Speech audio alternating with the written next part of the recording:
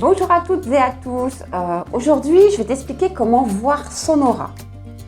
Alors, il existe plusieurs façons de faire, mais on va travailler, je vais te montrer la plus simple, d'accord? Alors, pour voir son aura, il faut deux éléments importants. Il faut, l'ancrage. Je vais te mettre un petit lien par ici pour que tu puisses faire une méditation d'ancrage.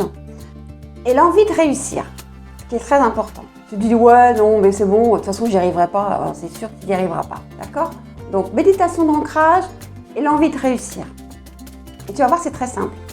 Je m'appelle Solange Tissard et j'accompagne les personnes qui souhaitent évoluer dans leur vie professionnelle et dans la spiritualité, puisque ces personnes-là qui ont envie de devenir magnétiseurs et magnétiseuses pour faire du bien autour d'elles, pour en vivre d'ailleurs, je les accompagne en formation, que ce soit en présentiel ou en distanciel. Dis-moi sur cette vidéo si tu vas voir dans cet exercice uniquement du flou ou tu vas voir des couleurs.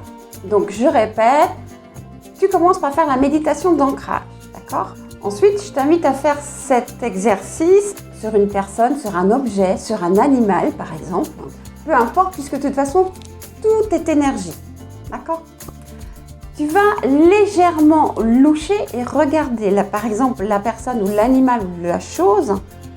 Tu ne vas pas la regarder en premier plan, tu vas regarder derrière elle, d'accord? Comme si tu regardais derrière elle et tu vas légèrement loucher. Si tu as des lunettes, tu les ôtes, ok? Et tu vas voir une zone tout autour, une zone floue, grisâtre. Alors, il est intéressant de mettre quelque chose de neutre derrière, comme c'est plus loin, vous me mettre d'une couleur claire. Alors, tu peux voir aussi, si tu ne vois pas du flou ou du grisâtre, tu peux voir aussi des couleurs. Alors, quelles couleurs tu peux voir? Du orange, du jaune, du vert, du bleu, du violet et du rose. Alors, ces couleurs peuvent varier en intensité. Tout dépend de ce que la personne est en train de vivre en ce moment. Plus tu vas t'exercer, plus tu vas t'améliorer. D'accord? C'est comme tout, c'est un travail, je ne vais pas dire de longue haleine, parce que quand on fait ces choses-là, ce n'est pas une corvée, on est passionné, on a envie d'avoir, on a envie de savoir, on a envie de voir. Donc, plus tu vas le faire, plus ce sera facile. Tu peux aussi le faire avec une de tes mains. Par exemple, tu mets ta main de cette façon et tu mets, je sais pas, par exemple un linge foncé en dessous. D'accord? Tu louches légèrement et tu regardes ta main en plongeant comme ça.